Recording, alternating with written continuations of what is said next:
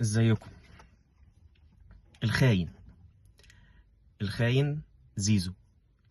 زيزو يا جماعة لاعب خاين بكل معاني الكلمة. خان جمهور الزمالك، خان ناس محترمة زي الأستاذ عمرو الجنايني وزي كابتن حازم إمام اللي هو أصلا ما كانش يحلم إن هما في يوم من الأيام يسلموا عليه. خان التاريخ اللي عمله في نادي الزمالك، خان الأطفال جوه أكاديميات الكورة بتاعت نادي الزمالك اللي بتلبس رقم 25. خان حب وتشجيع جمهور الزمالك ليه. خاين، هو لاعب خاين. المسمى الوحيد اللي ينطبق عليه ان هو لاعب خاين. ليه خاين؟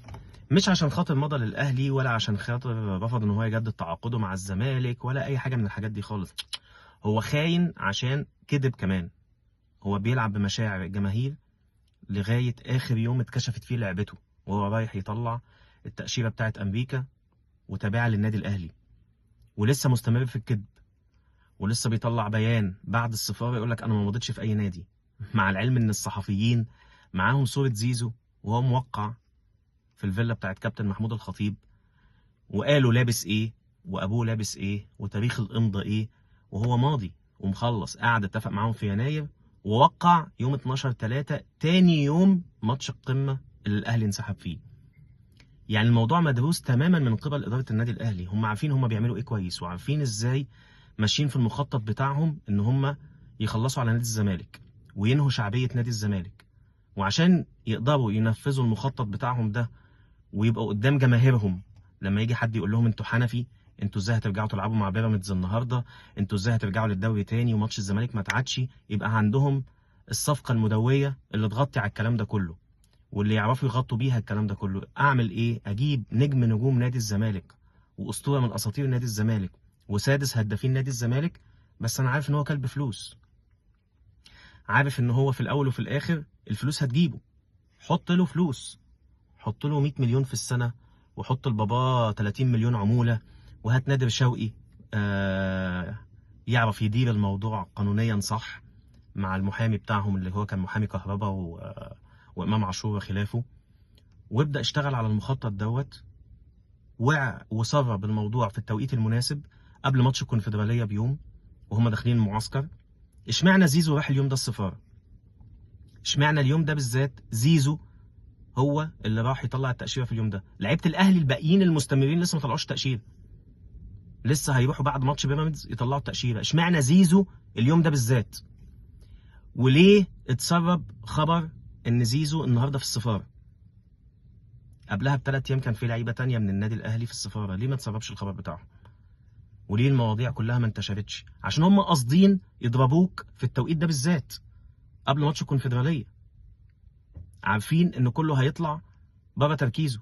الزمالك هياخد قرارات عشوائيه، زيزو هيبقى مضطر ان هو يكون يبرر موقفه، اللعيبه جوه النادي هتكون تركيزها مع الموضوع بره الماتش تماما، الجماهير هيبقى تركيزها جوه الماتش اصلا على موضوع زيزو وشتيمه زيزو والانتقام من زيزو والكلام ده كله، فالماتش كله يطلع اوت اوف سكوب. يمكن تيجي معانا والزمالك ما يخسر، وده اللي حصل.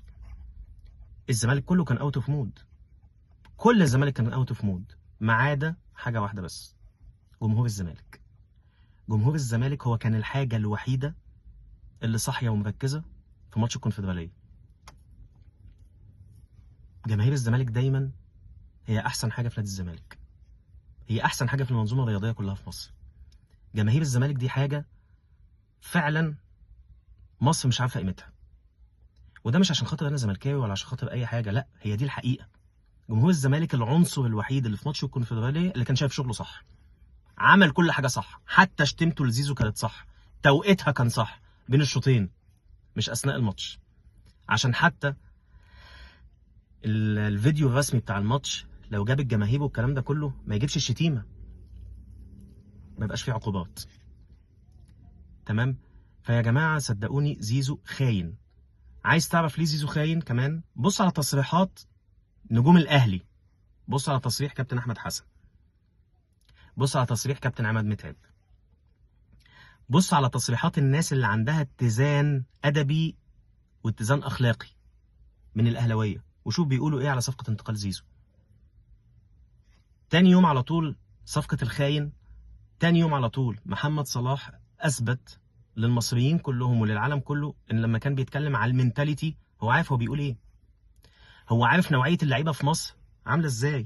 لما قال المينتاليتي والناس اتريقت عليه وقالت مينتاليتي بتاع نجريج بيقول مينتاليتي وبتاع، لا، هو مش هيفضل حياته كلها بتاعت نجريج. هو طلع للعالم، استفاد واتعلم ونمى نفسه وبقى محمد صلاح، اسطوره اساطير افريقيا والعالم العربي ومصر، وهيبقى العالم كله ان شاء الله باذن الله. محمد صلاح. عشان كده في محمد صلاح وفي زيزو وفي امام عاشور وفي كهربا.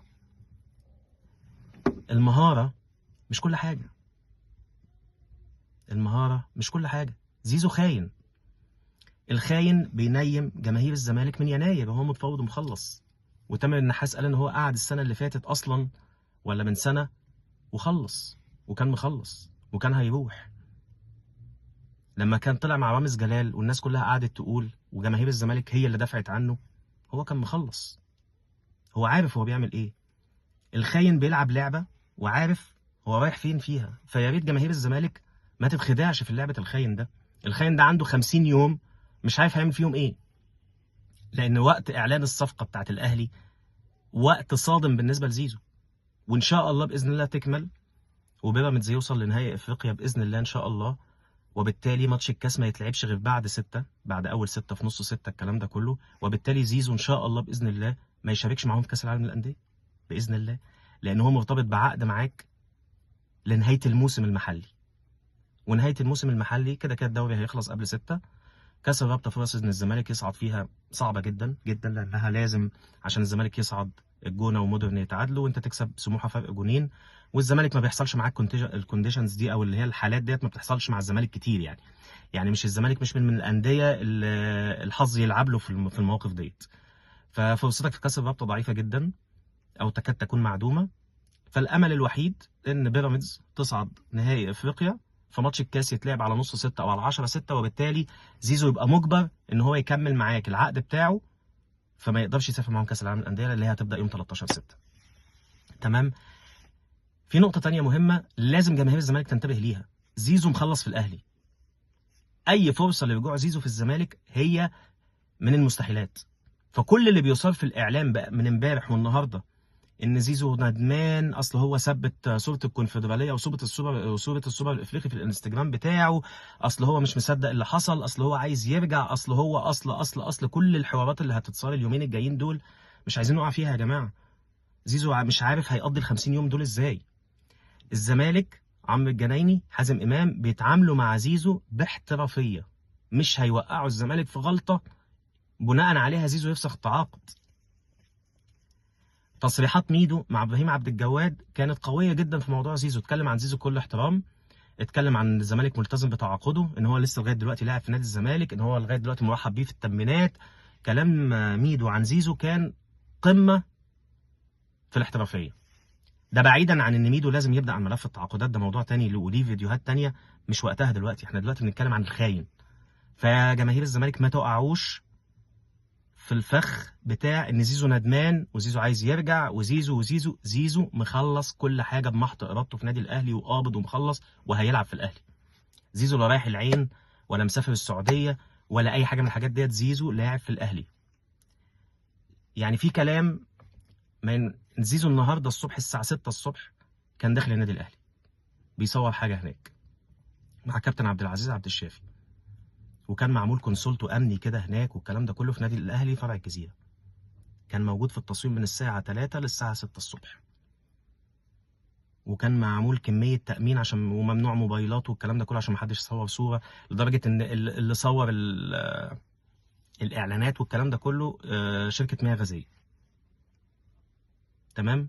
صور اعلانين النهارده، واحد لشركه مياه غازيه وشركه تانية اللي هي بتاعه شركه الكوره بتاعه الاهلي اللي هو بتاع الاستاد الاهلي والطوبه والكلام ده كله، النهارده داخل نادي الجزيره.